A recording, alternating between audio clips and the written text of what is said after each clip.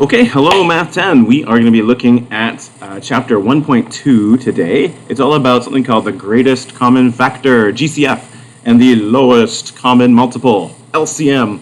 But before we take a look at what those are, I would like to just give you some words that you're going to need to know to understand how we're working with greatest common factors and lowest common multiples. And I just want to let you in on a secret right now. In Math 10, the greatest common factor and lowest common or least common multiple are not the big deal. They're not the big picture concepts, but they are examples of something that we are going to be doing in a different context later on. It's going to be almost like a metaphor for other things that we're going to be doing in the year. And one of those things is factoring, and that is what is considered the most important thing to know for Math 10, according to our math department head and many other math teachers. So this is a bit of like a trial run for like, hey, what's factoring? What are factors? And understanding those ideas. So let's get to it. So let's start with prime numbers and composite numbers. You may have heard of these before. So a prime number is a number that has exactly two factors. But wait, what's a factor? Oh wait, hold on. We need to define what a factor is. So hold on to your prime number definition. Let's take a break from prime numbers. Let's go talk about what factors are.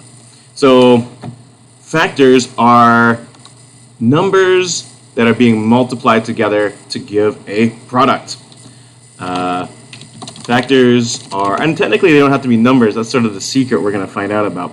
But factors, we're going to put them as numbers for now, are numbers that are multiplied together to give a product.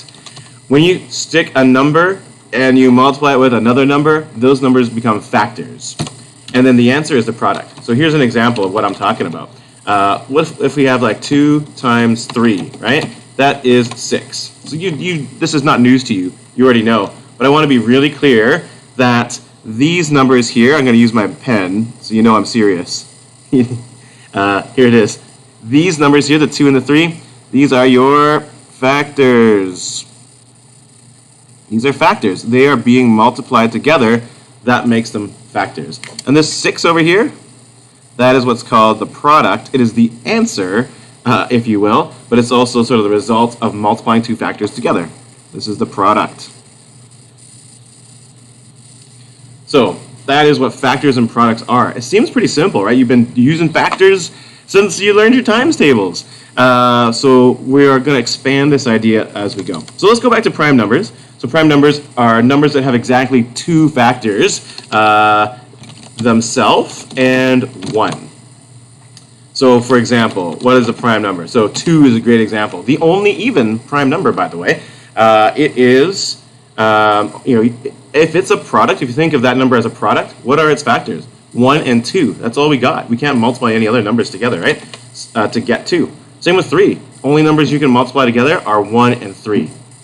There's no other numbers you can multiply together to get 3. That's what makes it a prime number. 4, though, no. There are actually several.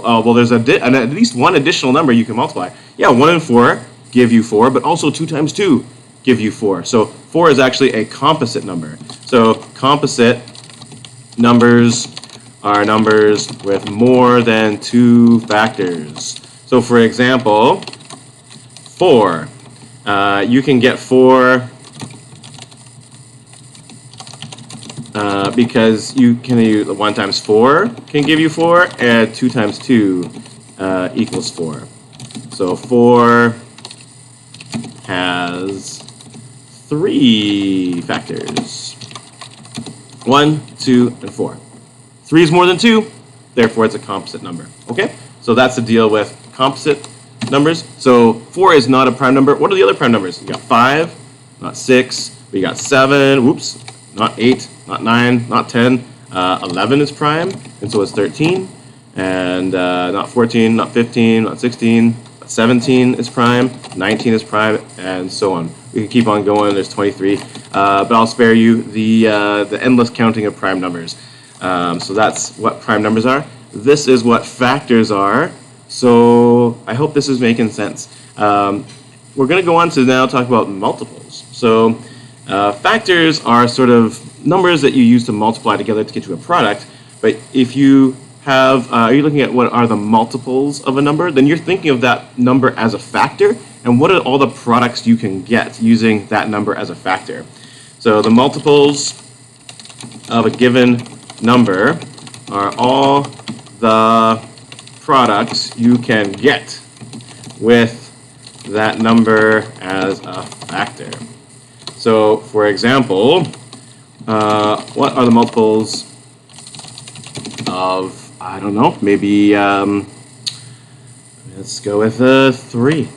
There we go, 3. Lucky number 3. So basically, just like do the 3 times tables, right? 3 is 3 times 1, 6 is 3 times 2, 9 is 3 times 3, 12 is 3 times 4, and so on. We can keep on going, as long as you want to, or as short as you want to. These are the multiples of 3, right? 3 is a factor of all these numbers, and we're just kind of looking at what are sort of the other products that we can create if 3 is one of our factors. So those are multiples. Okay, so we've done all this talk about, prime numbers, composite numbers, factors, products, multiples. Where is it leading us? Well, it's leading us to talk about, in particular, these 2 terms, the greatest common factor and the least common multiple, which you would think are pretty important because that's the title of this chapter. So let's take a look at it.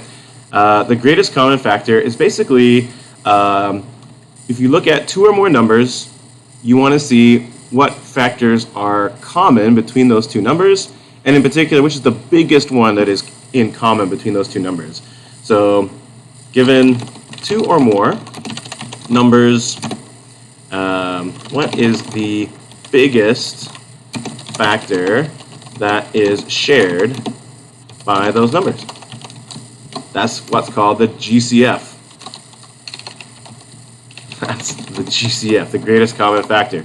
So let's just do a quick example. I'm not going to use the technique in this video that you'll probably use more readily. I'm going to just show you what they look like, but in another video we'll see a bulletproof technique for finding these things. So example, let's look at what is the GCF, greatest common factor, of let's say 12 and 16. So if you think about the factors of 12, like what numbers multiply to give you 12 and what numbers multiply to give you 16, they actually have a couple of common factors, right? I mean, they both have 1 as a common factor, but that's like, pretty boring, right? They also have 2 as a common factor, right? 2 times 6 gives you 12, 2 times 8 gives you 16. So 2 is a common factor, but it's not the greatest common factor. We want to get the greatest one.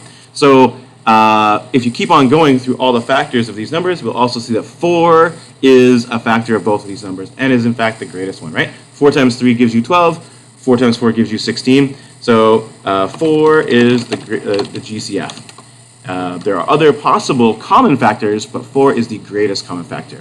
And again, we'll see a technique for if we have like 3 or more numbers or a big number, how is it that you can find the greatest common factor between all those things? Okay, least common multiple. So we know what multiples are, right? So what is, if you look at 2 or more numbers, so